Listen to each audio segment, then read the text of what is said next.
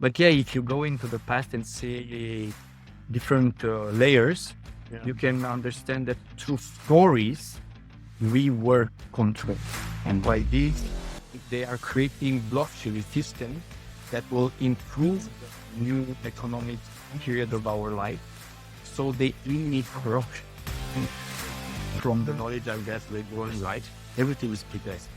All the experiences that are next to happen, they already have.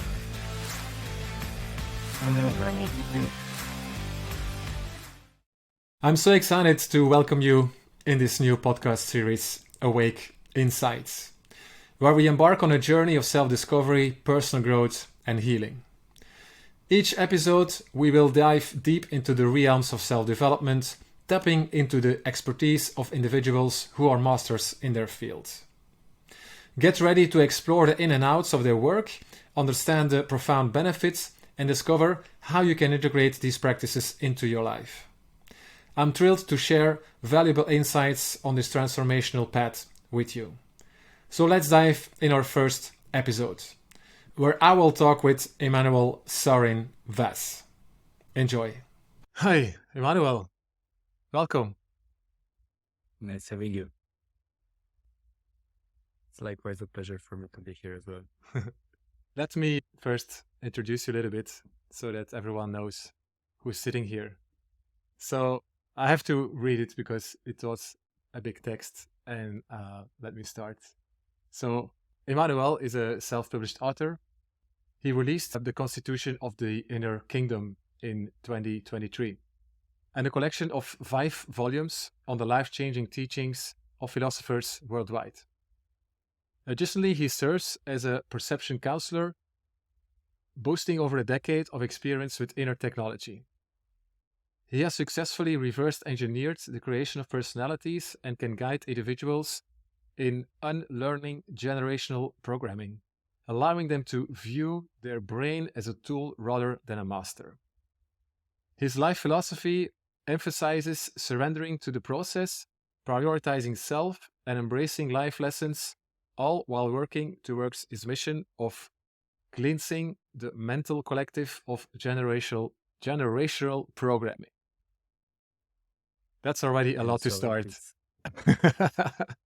Tell me more about this, Emanuel. Can you elaborate a little bit more on your background, where you're coming from, and just a little introduction from yourself? If I would create a beginning, an origin story, it all started when I was studying abroad and I had my awakening. And when I understood that I was living everybody else's life but my own, and I wanted to seek to find myself, to know who I am. And that moment was the moment everything switched 180 of what I was doing before. And it went into a self-development search, into spiritual guidance. So I activated literally my intuition by seeking within. And then my intuition started pouring information. And through the process, I started learning a lot of tools that we already have within us, as our word, which is inner technology. And I developed it, practiced on my own, and then all of that I start sharing with others. Then I took my certificate of being a self-development counselor. I niched myself 1 year later in human perception. And since then, I'm working with perception, because the story we keep telling ourselves is what we're going to live.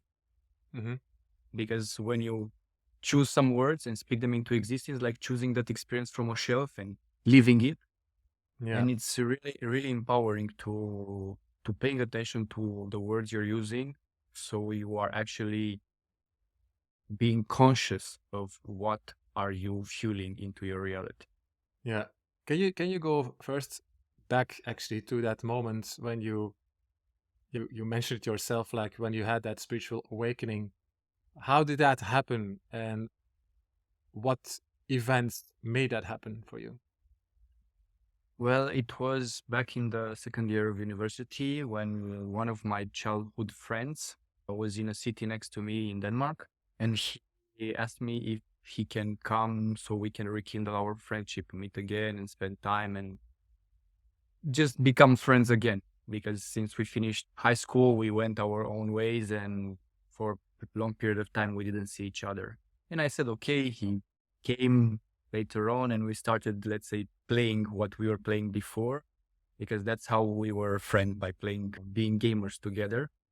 And at one point while we were playing, he asked me for help. I told him I have to take care of my lane first. Then after I have an advantage, I'm coming to help yours. 2 minutes later, he was getting more annoyed because his lane was hard and he wanted help.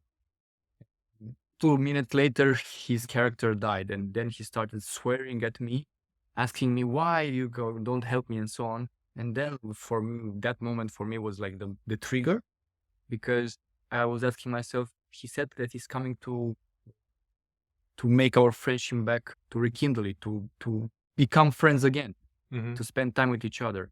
And why he was acting like that? And then the moment I was like, what's happening? Whoa. Question appeared, who am I? What is going on? And I stopped playing the game. I closed the game even though it was, and I went into downloading how to meditate. And I found a booklet, how to meditate 8 minutes a day. I put it on my phone, took my headset and went on the balcony. And I started reading the booklet.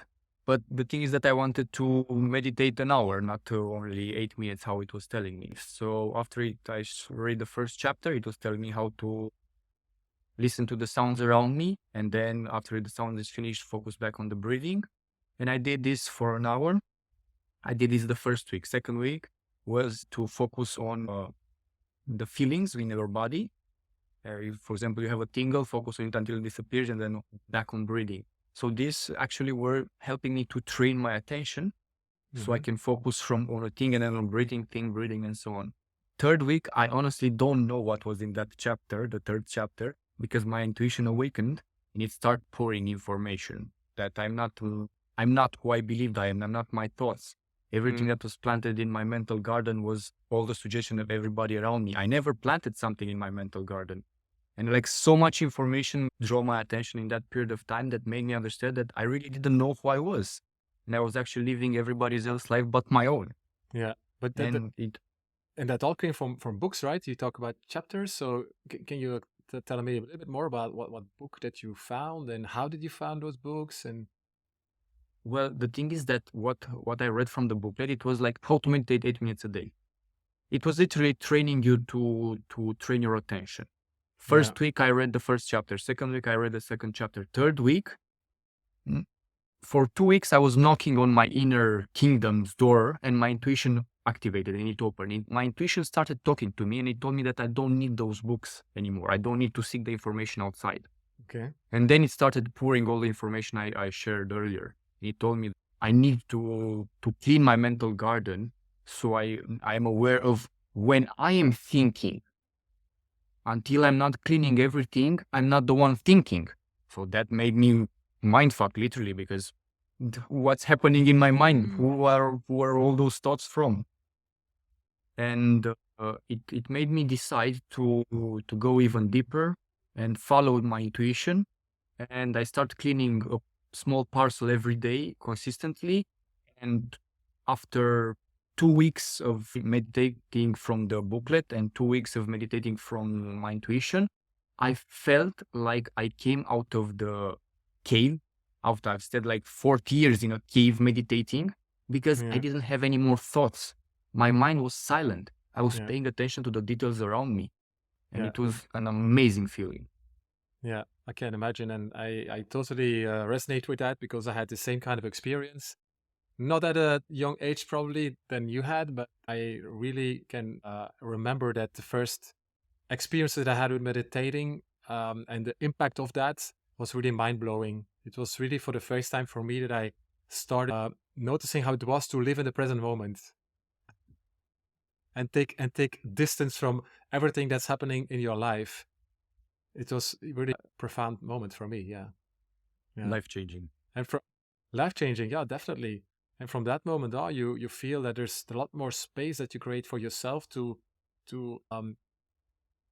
find, to be your own guide in your life and to choose different directions and always go back to that same inner center with the tools, like with a tool like meditation, breath work, and other kind of things.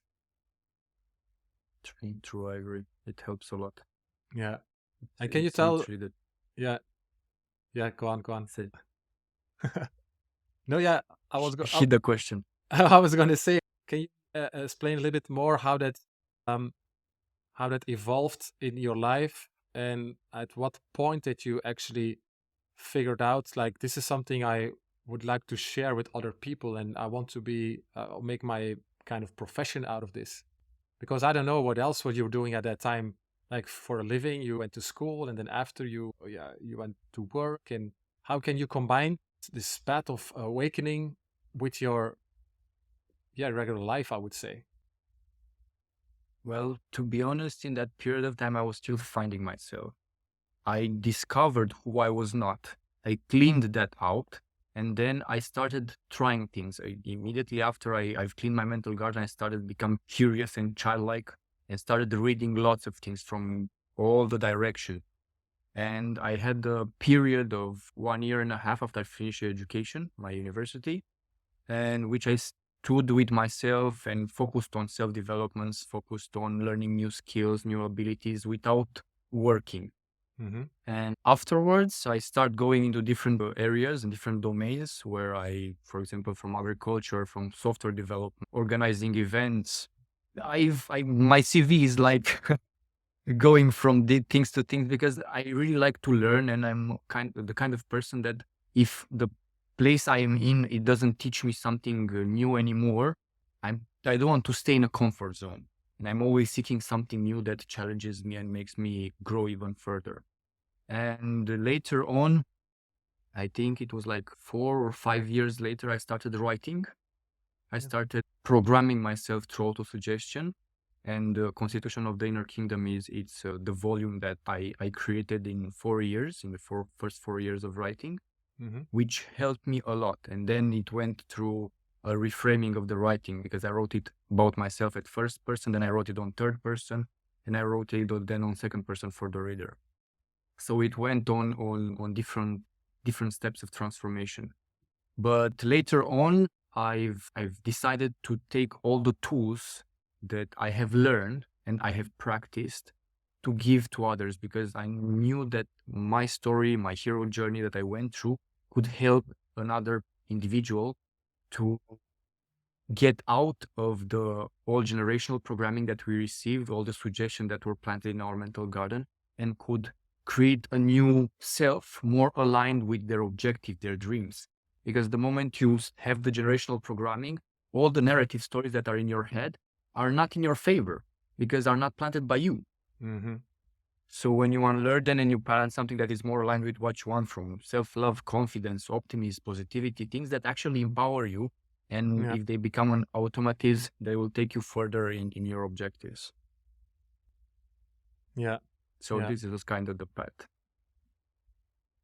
Yeah. Can you explain a little bit more how that had an impact in your social life? Because I can imagine, and I also noticed that myself, at the moment actually that you start focusing on your self development and your inner journey, it's very difficult for other people actually to resonate with that. And in a moment where you are like, growing towards an adult and like still discovering the world and meet other people and things like that, I can imagine that not always pleasant, or like, can you explain a little bit about that? Well, it's quite interesting, to be honest.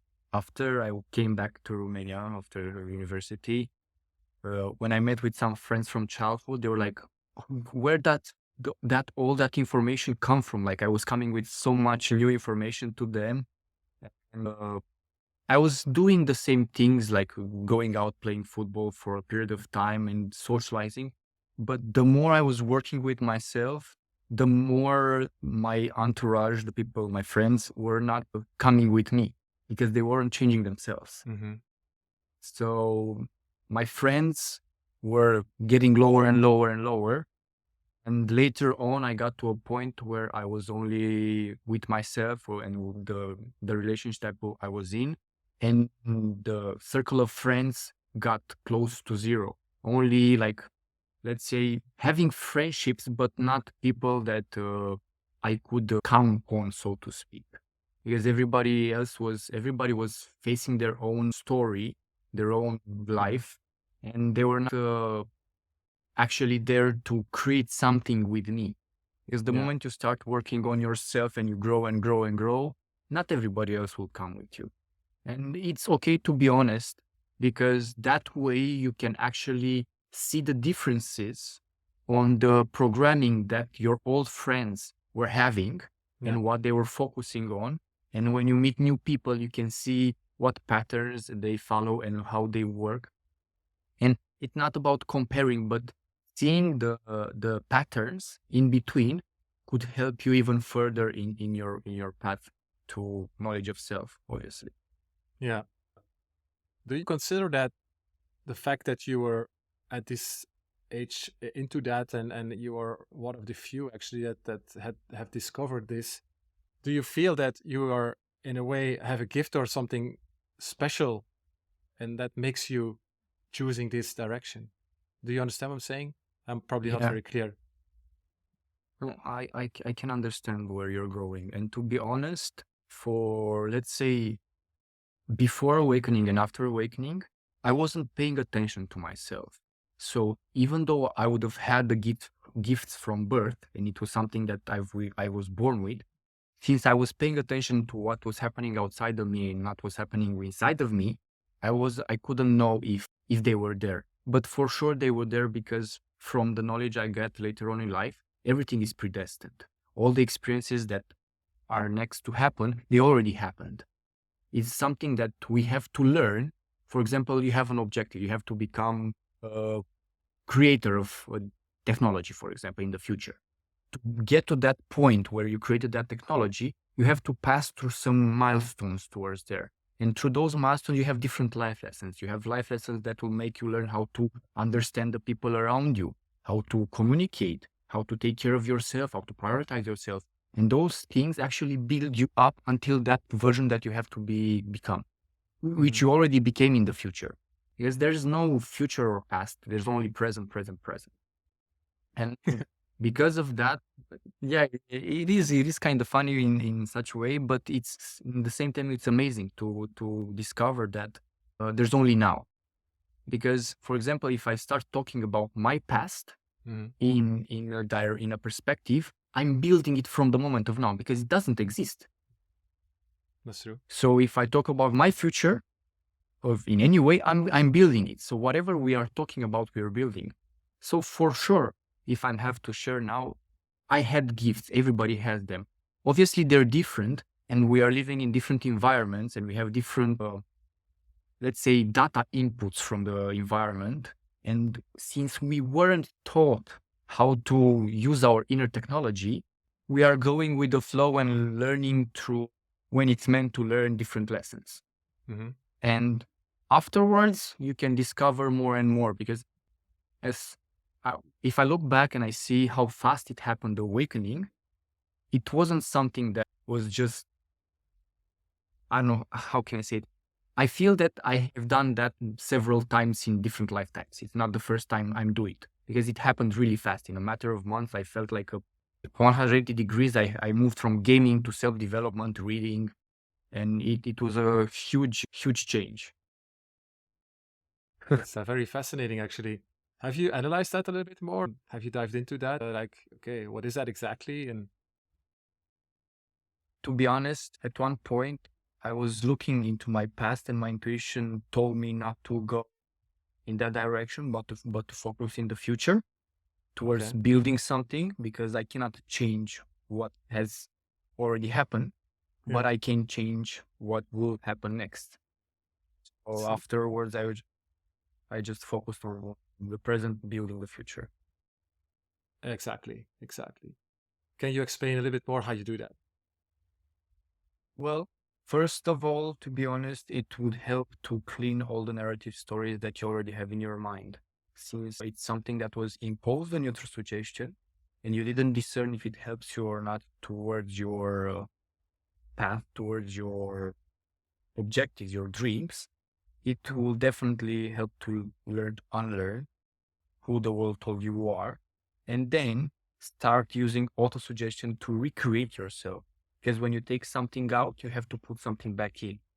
If you don't put something back in, the society will put back the same things to suggestion. Though if you are paying attention and discerning, you can choose to let in the good stuff that will help, not the ones that are sabotaging. So learning to discern is one of the second important things, because the moment you learn to discern, you have the power. You're like the gatekeeper of your subconscious, and you're not letting anything that is not healthy for you grow within the brain. And that's quite powerful if you think about it, to be able to choose what grows within you, what you pay attention to, what becomes bigger to move you through life. And afterwards, the writing, because through writing, you're actually, through auto-suggestion, you're having a thought and you're putting into matter by writing it, and you're materializing already. And then when you're reading it, you're receiving an image of something that you already want. For example, the challenge that I put myself to write is to write things as I already have, but the things that I want. So I want to become a writer. I'm writing that I'm writing a book.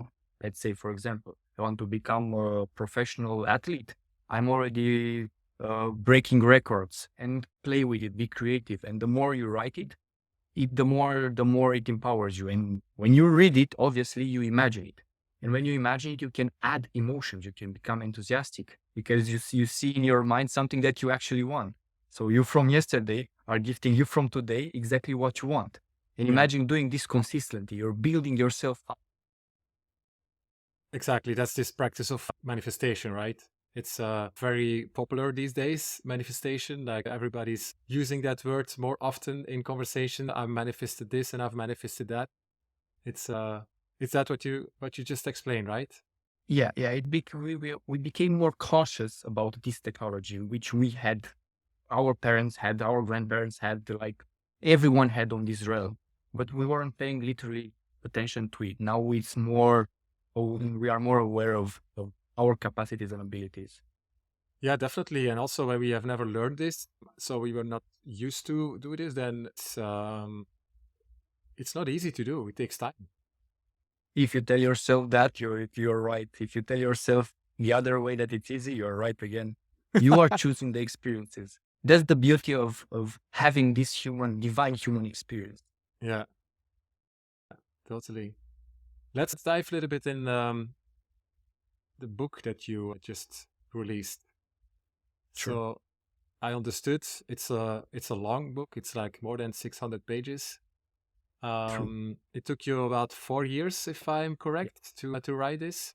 So tell the audience a little bit about what was the purpose of writing this book. Did it come from just the needs of writing for yourself, maybe in your healing process, or did you have this intention from the early start to really help others with all your writings and all of that? So explain a little bit about that. What was your goal and intention, and then a little bit about the contents and how it's maybe structured. Okay. Well, to be honest, I didn't want to write a book. It all started with a challenge to empower myself through writing, through 1 or 2 sentences a day. But after 6 months, I wrote my first volume, which was 100 and something pages. And it all started with a challenge, as I mentioned, to write things as they already happened, of the things that I wanted to aim towards. For example, if you are a vehicle, you're putting your address in your GPS and you're going towards. So every sentence that I was writing was like an address in my GPS. Because if I put it in the present moment as it already happened, that present moment comes towards me, and me from the present, I'm moving towards it. So it was like using the technology that I have to move towards the version I want to become. So it was mainly for me, for my transformation. But as I mentioned earlier, it went then to several steps of rewriting, because first I wrote it about me, then I wrote it about us on plural, and then I wrote it for the reader.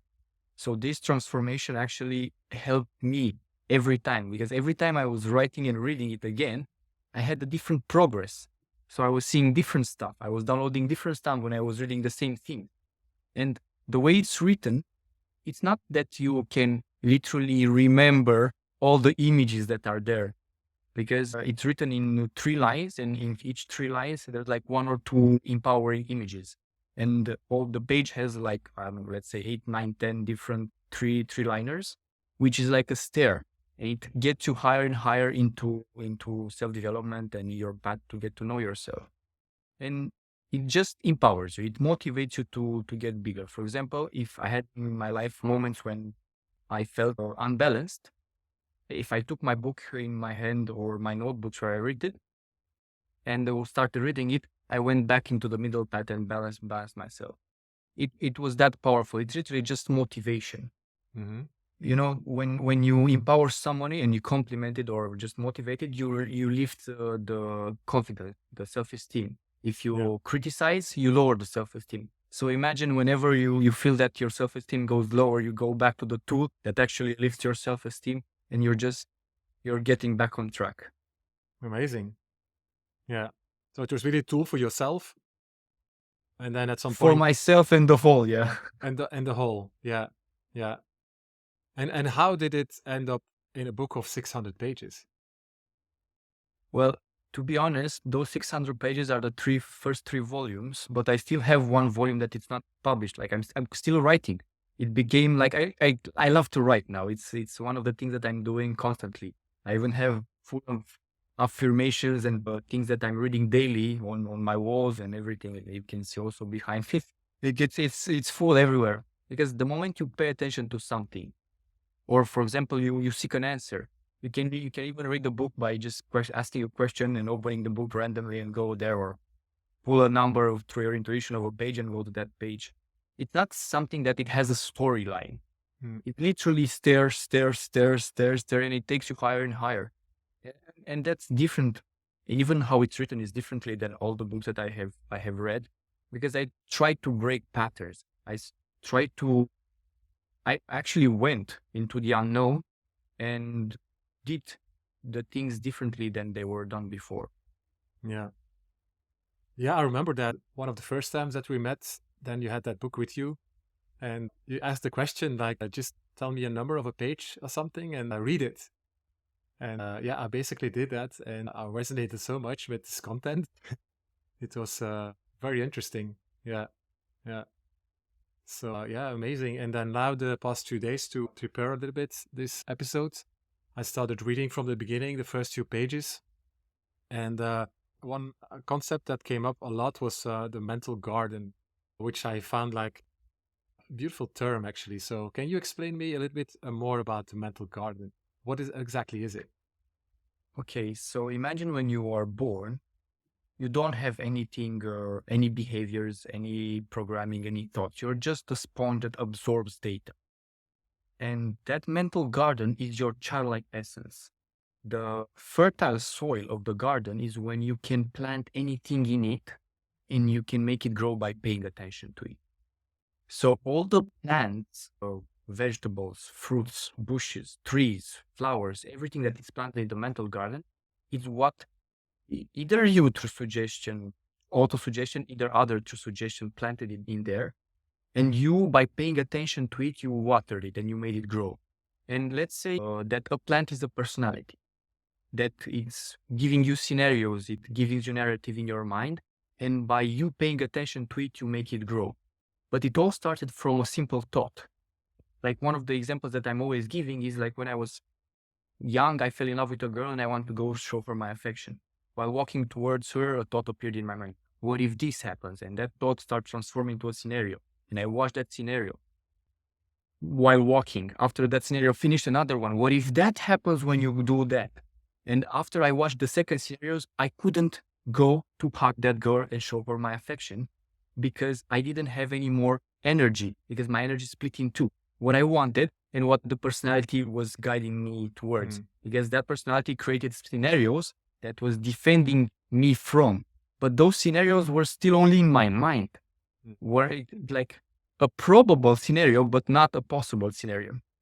So for like 18 years of my life, I had the shyness personality, which was created from these two scenarios, which were guiding me through life and defending me from outcomes that were playing in my head, that personality was playing in my head. And because I didn't know how to discern back then, I let those things play, and until I unlearned them, then everything shifted. So by reverse engineering how personalities are creating is going back and understanding they are created from a thought. And by constantly taking the energy you invested in them, you can unlearn them. And this is amazing. Like, it revolutionizing the way of thinking. Because if you literally think about it, all the problems that we have in our life are created by us. Me, I created my own problems. Everybody creating their own problem, because we are attracting those experiences to live them and learn out of them. And when you understand that we have the responsibility and we are the guilty ones of what we are living, and you start changing those things within you, you are unlearning all the noise that is happening in your mental garden, which is not you. It's who the society told you are. And then you go back within and your intuition starts blooming and you start creating within yourself personalities that are more aligned with who you want to be. It revolutionizes the way of thinking, because you cannot change the way of thinking by focusing on how the problem was created. You have to unlearn the problem and then create a new solution. So this is why I have my mission to clean the mental collective of generational programming, because through these tools you can actually take all the new generation, even old, if they build themselves a strong will, it doesn't matter what age you are, you can unlearn everything that the world told you are, and you can rebuild yourself. You can actually be reborn in the same body. Yeah. It's amazing. It's so amazing, definitely. Well, for me, everything starts also with a certain level of consciousness, because you were just explaining this, and then what came up in me was like, okay, most of the people actually, they put problems on someone else. They are not convinced that they are making the problems. And then we come into tapping into the ego. The ego is there, what is your philosophy around the ego and how to work around that? The thing is that the ego is your tool, but until you learn to make it your tool, it's your master. And you said earlier that they were blaming other people outside. The thing is that the ego, which is not them, which was programmed by outside, is blaming the outside.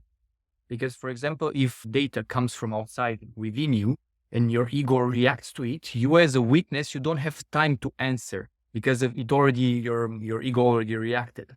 But the more you unlearn your ego and you take your power back as your witness, because your ego without your attention, it cannot exist. You are the attention itself. You're living in this temple, in your body, in your vehicle, so you can experience life, so you can grow and understand who you are, why you're here, what you can do, how you can help, how to be in service. And when you go within yourself to get to know yourself, you are actually discovering the tools that you have already in your vehicle, within your body, which you didn't use.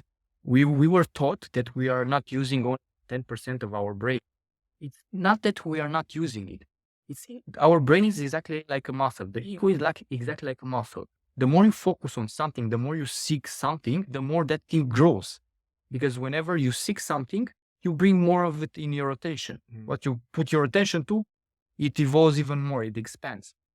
So imagine paying attention to all those thoughts that were imposed on you, that you from the other person programmed on you, you absorb them, and then you're just paying attention to those, and those things grows, and they have more energy to create your life. Now, moving forward, after you unlearn them, they don't have any more power on you. So you can actually create your ego in a healthy way by planting what you actually want, being something that is aligned with your direction, with your path. Because everything that was planted before wasn't at all aligned with you.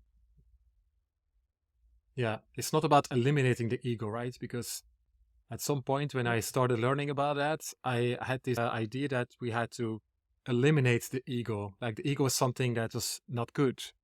But I think it's working around that in a way, like discovering the good things about the ego, how the ego can serve you and not in a bad way. Well, imagine the ego is like an artificial intelligence that you have within you. Yeah. And until for the first period of your life, it was programmed by the information that came from outside, but you didn't discern what information helps you or not. So you're paying attention to everything. You are bombarded with information from everywhere, from friends, family, media, and so on. And later on, when you understand these things in life and you start to work with yourself, you are changing the data that your artificial intelligence within has. Because ego, if you think about it, is just, let's say, an interface that is programmable through the information you're putting into it. And now that you are discerning, you are not letting the same kind of information be built into that interface. And that interface becomes in your favor. It doesn't sabotage you anymore. So you don't have moments when you're talking about yourself in a bad way. You're not putting barriers in your path. You're choosing your words differently. And you're choosing things that actually empower you and everyone else around you. You're not criticizing people around you. You're not focusing on the problems anymore. You're actually, every time somebody has a problem, you bring a solution. And this is actually empowering. Imagine having a collective, everybody only talking about solutions. Well, the world will change, literally. The world is already changing. It is changing. We are accelerating it. Yeah, definitely. Yeah. It's a good bridge actually to go there, because I see that the world is definitely changing. A lot of events are happening these days, but at the same time, I see a lot of more consciousness evolving in a way. I'm not sure if it's through all the information that we have available these days. Probably it is through connections, social media, things like that. But there is a lot happening. How do you experience that? And how do you see the future? It's interesting because after I started discerning, I started to question everything. I didn't accept history, didn't accept anything that I was being taught like it was, because I know it's adjusted information. So how can I learn something if I don't discern out of it? And I had different experiences where I see something that I learned in history and then I compared with other information that I learned, and then I took my decision on the polarities and seeing that and that, and then took an idea of it and choose for my own. Because if you do not research things, you're letting things happen. For example, I'm gonna go into subject about digitalization. At the moment, all the banks are implementing the ISO 222. So by this, they are creating blockchain systems that will improve the new economic period of our life. So they eliminate corruption.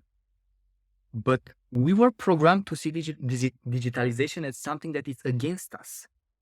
It's a form of control.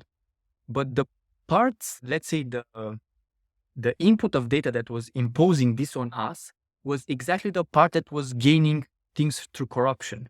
And now when you have both polarities, I understand that digitalization can be something that will actually help the world, because you'll have, let's say, the European Union gives money to a country to build something, roads, a building, or whatever they want to build. They will not be able to use those money on something else, because through a contract, a smart contract on a blockchain, if it sent that amount would had to be used only on the ingredients that you need to build the road or the building or wherever. When in the past, they took the money, they took half of it, they put in their pockets, and they took only the half of it and make it cheaper. And those things, those corrupt programs are being eliminated on the whole society in the upcoming period by through these changes of the new economic, so literally new economy of the whole world. And technology. So we don't have to see the things that are happening on a bad perspective. Because when I started learning about this, I started accepting the data, but not taking it as the absolute truth that I'm following. But when you deny something that is already happening around you, you are closing yourself, and when it's going to happen, it will take you by surprise.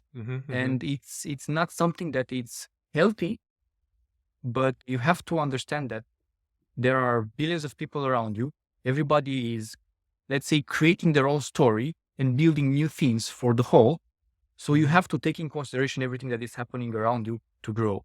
And in regards to your question about the future, I'm very optimistic about the future, because we as individuals are learning more about inner technology, outer technology, and we are creating a balance in between them. Because what is outside, all the technology that is outside, was created based on the inner technology. For example, in social media, the algorithms of always you are sitting on your phone talking with somebody about something and then you see ads of that thing, or you're searching on your newsfeed about something, you're playing on TikTok, some feeds on the same thing, then you receive more of that. It's the same thing we have within our, like the moment you start seeking something in your life, you get more of that. The more you start playing piano, for example, you will learn and you grow on becoming more professional on that. So all the technology, even the technologies for example, the sonar, it's something that came from the animals. So it's not only that it's what we are as divine human, but also in divine animals, because they're also a conscious experience of the attention itself. Yeah. And it's going to be incredible. Yeah, I think so too. Yeah, exactly. Yeah, it's like an extension of ourselves, right? Technology. How can actually technology become like maybe a threat if the human consciousness is not following? I'm going to start with a small story before I'm going to answer you. Is that inside of us, there are two wolves, one which is fear and dark, and one which is love and light. And the one who wins is the one who you feed the most. And now pointing to with my mission, that I'm here to help the collective clean the mental collective from generational programming. That will help to not feed the old fear wall, but feed the one that actually help us. And the moment we are growing into this and we are actually building a new direction that was focused on love, on working together, on things that are actually building us, not putting us against each other, dividing us, because separation is just an illusion. Borders are just illusion that we created to define a line on a map. There's no distance. Distance doesn't exist actually. And it was proved by quantum entanglement. And if the moment we are studying to going into the unknown, we can discover that we are the one choosing the quality of our life. To the meaning we give to the experiences we have, we are building the future because we are investing, seeding the now, and in the future we're going to have the harvest of what we seed now. And that's why I was saying earlier, it's going to be incredible because it's going to be above everything and anything we could have imagined. Because imagine we are growing, we are gaining more progress, me, you, and everyone else. And by growing constantly, everything is just expanding and expanding, and everything is happening in our favor. The moment you are feeding the right wolf, you understand that everything happens for you. When you are feeding the other wolf, you are feeling like you're a victim of outside circumstances, like things are happening against you. Do you see how against are these polarities, duality of the world we are living? Because these two were the things that we were born within the society. We were living it since we were kids. For example, we were programmed to believe there's 1% of the society that is taking control of everything, then they are against us. The moment we accepted that this separation, 99% against 1% or 1% against 99%, doesn't matter, we give our power away. We are that 1%. We are the whole 100%. We are the whole, the infinite. And when you are not separating yourself as a perception within yourself, you are not giving your power away. And you're bringing it back within. And when you accept that you are everyone and there's no separation, you're actually becoming a creator. You're not anymore a victim. Because when you see that 1% against you, you're a victim of that thing. And that separation, the illusion, because it's just something put over your head, like, how was it say? You don't know, you cannot escape a prison if you don't know you're in a prison. Yeah, exactly. Yeah. So it's mind-blowing, everything that's happening. But you say that you accept that. So if for example, if it was true actually that 1% of the world is ruled and controlled, or 99% of the world is controlled and ruled by 1%, then it's just a matter of how you look at it, how you perceive it. And is that then like, okay, I accept that it's like that, and I don't want to have it an impact on my life, or how do you look at it actually? Because it's a very present topic, to be honest.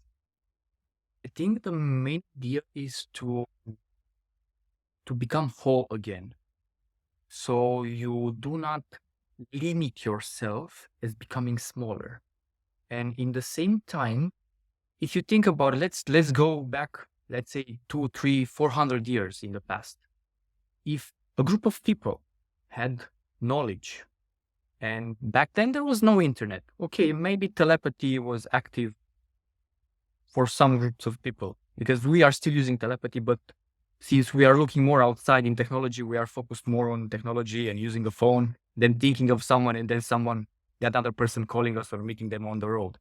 But what I'm trying to say is that several hundred years ago, the society went through some changes of power, of the old society that had, like, let's say, more advanced technology.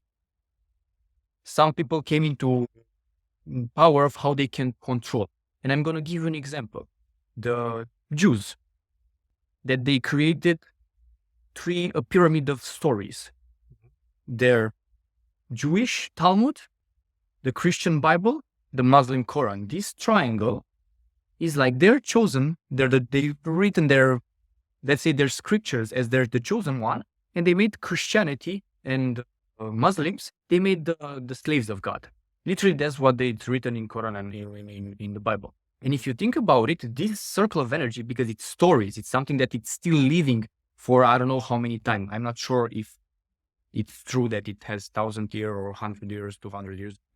I cannot discern. I didn't live in that period of time, but at one point, for sure, we're going to find the truth about the information which is behind this triangle, because they had to take that knowledge from somewhere. So they created these new 3 stories that will impact the future civilization. And if you look at it, because of these 3 stories, they managed to take control of the economy of the world for a period of time. Because those 1% that we were talking earlier, they were not controlling like making you as a slave, as we've been told that it was in the period of Roman Empire, but through creating scarcity, to manipulating markets, to doing different stuff through banking system and making money out of loaning and so on. Through those things, they actually had control. And I'm going to go into a subject even deeper. I don't know if you know about Hitler, that he sent, like, let's say around 20 peace treaties to Churchill before Second World War, and all of them were denied because in his period, he took out the Jewish banks out of the Bolshevik banks out of Germany. And it was a golden age for the German people in that period. He built the Volkswagen. He appeared on Time magazines like twice. His face appeared like he was an amazing person. But later, after he sent those 20 peace treaties, like peace messages to Churchill, behind Churchill, there was Jewish lobbyists, Bolshevik lobbyists. They weren't winning. They weren't making money. So they flipped the story. They created the so-called World War II. They created narrative in such a way that we were programmed to believe their story, the winner's story, how is it said in history. And after World War II, what is interesting that made me doubt the history itself is that they planned monuments of how 6 million Jews died in all capitals of Europe. So all the new generation that were growing and they were passing next to that thing, they were absorbing that information. And they were seeing that lie that they were like 6 million Jews died. Okay. I don't believe that thing anymore of how it will have happened, but who am I to judge? I'm just an individual that is growing by himself, and through my example, I'm helping others. But yeah, if you go into the past and see different layers, you can understand that through stories, we were controlled. Because look at the media. Look at what happened in the past 2-3 years. Yeah, definitely. They're and still throwing stories on media. How was that? If we wouldn't have the media in the last 3 years, let's say it was an EMP, like gamma radiation fallen to Earth, and there was no more technology. There would have been any COVID. Yeah, I'm not sure. Probably a lot less, and we will probably responded a lot different to that as well. Yeah, It would have it's been just a true. flu, a normal flu. Yeah, definitely. Yeah, yeah. The media these days, it's and fake news. It's already going on for a few years. It's a really big thing, and we are living in times that nobody believes anything anymore. And also, I don't think that's a good evolution. That's I don't know. I don't know how you look at that, but if people cannot trust any source of information anymore, some people are just not able to make their own decisions. You see, and then they need information that can help them to to guide them in certain ways.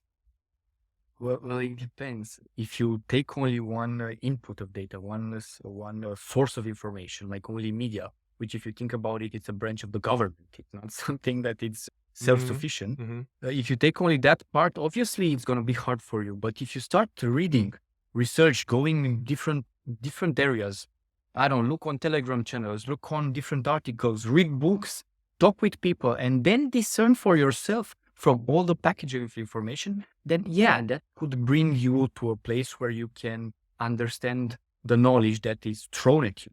But if you just took one source or two, it's not going to be actually enough, because you have to have a bigger picture of what's happening. And then from those things, you will decide. You have to decide for yourself. You know, there's a saying, if you do not have a plan for yourself, somebody else will. Oh So you yeah. have to make that plan for yourself of discerning what Yeah. helps you, what's true, what's not.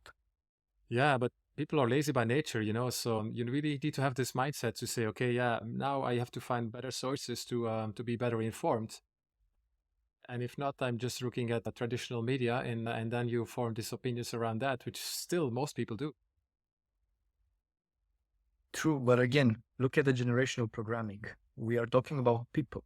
But if we actually look at the technology behind people, the awareness, the consciousness, the attention itself, it's who the people actually are. But the experience itself is built of the awareness and the programming. So when you put the programming, it's the programming that make people lazy. For example, when you have procrastination on looking behind it on an interface, it's like the old personalities or programming not letting you build new ones, not letting you move to pay attention to something that you want to create new. Mm-hmm. So when you think about that they are the personalities, the programming is self-conscious about itself, and it always look for things that will prove its own truth. It makes you think, it makes you understand why it tries to survive, because it doesn't want to leave the source, because you are the source as conscious, as awareness. And without you, this doesn't exist. If you don't pay attention to it and you look at the other part, it doesn't have any more fuel. Mm-hmm. Mm-hmm. True. So because of that, and this transformation that we are going through, and the collective is unlearning this programming, this generational programming, the whole next generation will have access to milestones of knowledge of our inner technology, where through, let's say, energetic education, you will be able to manipulate and the energy within you, because we will not, in the past, people were able to manipulate others. Mm. But from now on in the future, nobody will be able to manipulate another, because everybody will have their guidance system within themselves. Their intuition will be activated within everybody. And nobody will come to you and tell you, oh, this is better for you if you do it this way. You will know what is good for you. You don't have somebody else to tell you what is good for you. Mm-hmm. Mm-hmm. Yeah. And it's already happening even right now. Yeah, I recognize it exactly. That's already happening, definitely. Depends with the kind of people you surround yourself with, but I definitely notice that for sure. Can you actually tell me, like, you talk a lot about this inner technology, for someone that just heard about this for the first time, just discovered this, how can they actually start learning more about this, develop that inner technology and use that in their daily life? Do you have some directions people can go, or something you can recommend? Yeah, if I would split the inner technology in three parts, I would split it in the mental body, emotional body, and physical body. The moment you take care of these three, you're actually attaining a higher capacity of yourself and how you master the experience you came to master. The moment you take care of your mental part is the moment you unlearn all the stories, all the programming, all the suggestions that were planted, and then you can be the one who generates the stories, be the one who discerns when data comes in and choose what grows within you. And by using then writing, you can even recreate yourself even better. So this is the mental part, and is the emotional part. First, the most important is the mental part, because if you still have narratives in your mind that sabotages you, that put barriers in your path, it's going to be a challenge for you to clean your emotional part. Because all the traumas from your past, all the experiences that you had when you were a kid and later on in life, you had personalities, you had narratives that gave meanings to those experiences. For example, let's say 3 years ago, I was in a cabin in Romania, and I had the moment where I understood how we can change the quality of life to the meaning we give to the experiences. So I was cutting grass with an electric trimmer. And while I was cutting, I hit a piece of screw that was hiding in the grass, and it spilled all over me. Now I started smelling. I was thinking, now I have to wash my clothes. Not only my clothes, I have to wash my hair. And I was just washing it like one evening earlier. And all those narratives was just lowering down my quality of life. And I was sad. Mhm. Luckily for me, later, 5 minutes, I hit another one. But this moment, I wasn't subjectively moving to the situation, but I stepped back and looked at it objectively. And I told myself how lucky I am. And the moment I start smiling, I forget about smelling. There was no smelling anymore. And it's the same experience, different sides of the coins with different meanings. When you put yourself down with a story that it doesn't help you, your quality of life lowers. When you put yourself out, your quality lifts you. So through this, going back to the emotional body, when you were a kid and you had the moment that was traumatic for you, your personalities gave a meaning in your mind about what happened. And that became a trauma stored in your body. Because the moment you unlearn the personalities, the generational programming, you are taking the cause of the trauma out of your body. And when you look at a moment, for example, for me, it was traumatic as a kid when my parents divorced and I was put to choose between mother and father. And because of that, later on, when the judge took me in front to answer where I'm going, he told me that it doesn't matter who I choose to, because I will still go with my mother, because that's what the society tells me. Mhm. And not only traumatized me that I had to choose between mother and father, it made me understand that I don't have any control of my character, how I choose my reality. And because of that, when I unlearned my programming and went back to the past, I looked at that situation differently. I started understanding that my parents was kids as well, kids raising kids, and they did their best they could in that period of time. And it wasn't their fault of what happened. This is the knowledge they had in that period. This is how they handled the situation. And we were learning in the same time they were learning. And now that I don't have the cause, I took out the cause, I could reframe that whole situation in my past. I don't see it as a trauma anymore. I see something that was a lesson for me and for them as well.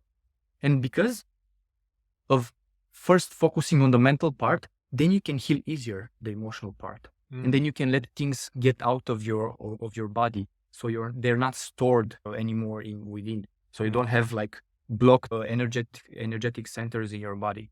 And then the third part is the physical part. When you start taking care of your body, I'm going to give an example. If you take a person that is 50 years old, never went to gym, never made sport, didn't care about it, and then you take a 50-year-old person who was dying gym since like 20 or even earlier, you will see a difference, a huge difference. You will see that the person who did sport and take care of the physical body doesn't look that he or she is 50. And that makes a huge impact, because it's that muscles, then you train it, you are taking care of yourself, you're prioritizing yourself. Even though it's hard to go and lift weights or run or whatever you're doing, it's not something easy. You're seeking discomfort. You're going into discomfort zone. But on the other side, the person was in their comfort zone because they didn't go to do that. So this is one of the thing that actually empowers. The more you seek discomfort and go into things that provoke you or challenge you, the more you discover yourself, the more you learn. And when you take care of all three bodies, you're actually becoming healthier, wiser, and you're going to live more, way more. Live more and longer, what do you mean? Long, yeah. We're going to be amazed of the longevity of our selves in the upcoming period. Yeah, because there are so many new discoveries that come out, there's a lot of research that's getting done, and you see this healthy trend in the last few years really popping up. I'm also, I think, part of that already for a lot of years. Nobody really guesses how old I am, but that's probably a consequence of that as well. But I really think that this is a good thing for us, that we learned a lot about how to become more healthy. And nutrition and fitness is interesting part of that, because before we didn't have this information, and we only used the information that we learned from our parents and from our surroundings, and now we know so much more, so we can develop ourselves so much better in fitness, nutrition, and in all other things. So yeah, for me, it's really because of this information decades that we are in, that we learned how to become better. If you think about it, and if you look at the pharmaceutical area, they are studying disease, correct? They focused on that. So it's interesting. They are making that grow. Now, if you go on focusing on what makes you healthy, going to the gym, taking care of what you eat, taking care of the information you put in your body, not only what you eat, then you're focusing on what makes you healthy. So if you put these polarities together and you see, okay, if you study a disease, you have these results, and you're going to diseases and you are taking things that are giving you symptoms, but they're like, I'm going to be honest now. What I believe about the pharmaceutical industry is that they are, if you are in a vehicle and you have lights in your board, then what medicine does is just closes the light. Definitely. It doesn't solve the issue. Yeah. And because of that, you have to focus on what's making you healthy. Taking care of the information that you put in your body from food and what you read and what you pay attention to, and working out and healing yourself, taking care of your mental garden. And those things are what we're going to prioritize more and more in the future as a collective. Yeah. Because you focus on that, that grows. Yeah, totally agree. Yeah, amazing.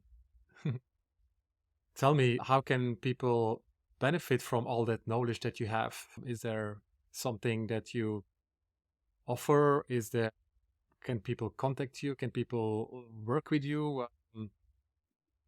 Well, first of all, I know I'm here to be in service for humanity. Second of all, I'm actually going to give the tools that people could use to unlearn, even though like that I'm doing in counseling and I've been working with people.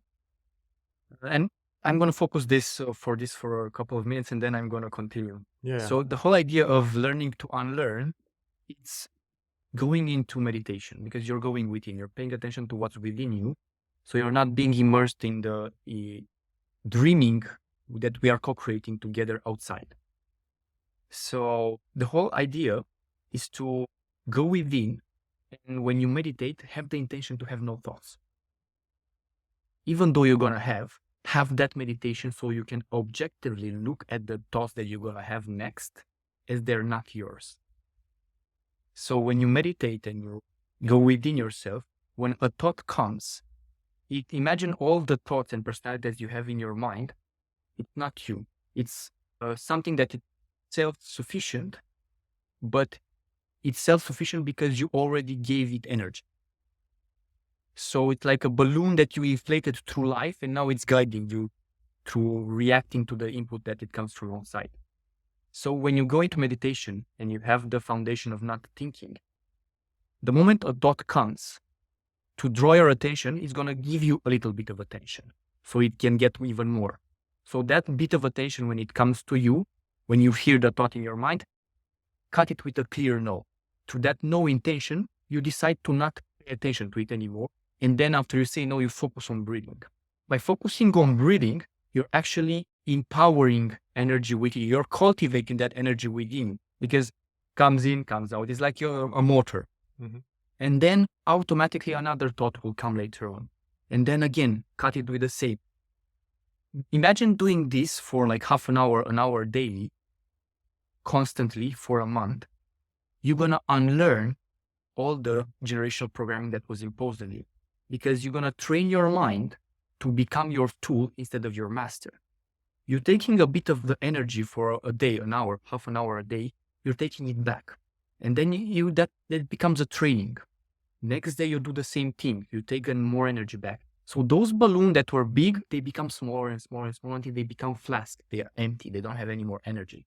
So the moment they become flask, they cannot bring you attention. So they draw your attention to something. So after like 30 days, like let's say a month, after a month doing this, your mind will be silent.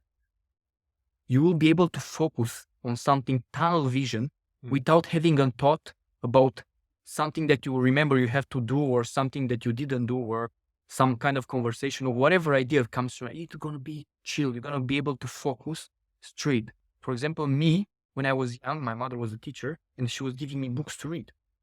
After 10 minutes, I was falling asleep of all the thoughts that were coming in my mind. I was being tired. After I cleaned the mental garden, I could stay 6 hours in a book without having thoughts that will move my attention somewhere else. It's a huge difference. So my attention was not dispersed anymore. There. It was like tunnel vision directly to, that symbol, like similar to what they were imposing on different sports or whatever. It's having the capacity to be in the present, focus only on one thing and do that. For example, when I wrote the encyclopedia earlier last, I wrote it in 19 days. I'd done the research and then put the book together. And it was like I didn't do anything else, obviously. Like I was eating, sleeping, washing myself, going for a walk. And the only thing I was doing was writing, researching, writing. So when you focus on something, you can build, when you don't have things to disperse your attention, you can build things way more faster, more powerful, more better, because you're doing what you actually put your mind to do. So imagine more and more people unlearning their programming, generational programming, because what I'm doing through, if you put this thing in practice, what I shared earlier, is the work you have to do with yourself, even when I'm doing coaching. The only difference when I'm doing coaching is that we're having weekly calls where I'm mirroring back. For example, me talking with you and you telling me what happened or how it's going and so on. Through what you're sharing with me, I observe your communication. And through the way you're talking, and I can show you where you're still using the old personalities, or the old personalities are talking through you. Like the ego is talking by itself, reacting to the data or sharing information with me. And I'm putting you in a position where you can objectively see that it's not you, because you wouldn't say that if that is not in your favor. And this is what is different when I do coaching. This is the value that I bring more to one-on-one work. But I'm giving freely the learning to learn how to unlearn to relearn. And after 1 month of cleaning this with yourself, start writing. Start writing what you actually want to become as you already became. Start writing what you actually attain, what you already attained. Start writing it, and the next day, read everything you wrote earlier. Yeah. This will polish you. Yeah, it will polish you a lot. Imagine if you would be a raw stone, a precious stone, then you're going to become a polished one with many facets shining, and it will be brilliant. It's like it's literally installing everything you're writing back within yourself. You are matter manifesting from a thought into matter. And then from the matter, you're creating an image, and then you're putting that image within you. Okay. And this is like you are filling your cup with things that are aligned with what you actually want. So your mental garden, you're going to have now it's not going to be a jungle anymore with everything planted everywhere. If I would have asked you something, do you know where is that planted? You wouldn't have any clue about it, because it wasn't you who planted it. If you just you didn't discern to, okay, this I plant here, this I plant here, this I plant here. And after you do this, you're going to be childlike again. You're going to be curious again. And you're going to have a crave for new information. You're going to have a hunger for new information. And you're going to start learning. You're going to start reading. You're going to start do things that maybe before you were like not paying attention to anymore. Would want to learn new skills, learn about yourself, learn about the whole world. Mm. Because your hardware became empty. So you have to put stuff into it. Yeah. So yeah, this is Amazing. my gift to the world. Amazing. Where can people find more about you? Well, at the moment, I'm more social YouTube. I have a channel on TikTok, but mainly on contact should be Instagram until I'm building a new website, more aligned with what I'm doing now than what I was doing before. So through Instagram, shoot a DM and we can get in touch. Okay, amazing. I'll put the Instagram on this video for sure and in the link in the description or something so that people can definitely find you. Thanks a lot for this conversation. It was really interesting. I really appreciate you. And yeah, from the moment I met you, I knew there was a lot of interesting information that you generated over your lifetime, and that could benefit a lot of other people. So that's why I invited you to go in my podcast, and you're the first guest. So it's really amazing. I really support what you're doing, and yeah, I wish you a lot of success. And yeah, Likewise. we keep in touch.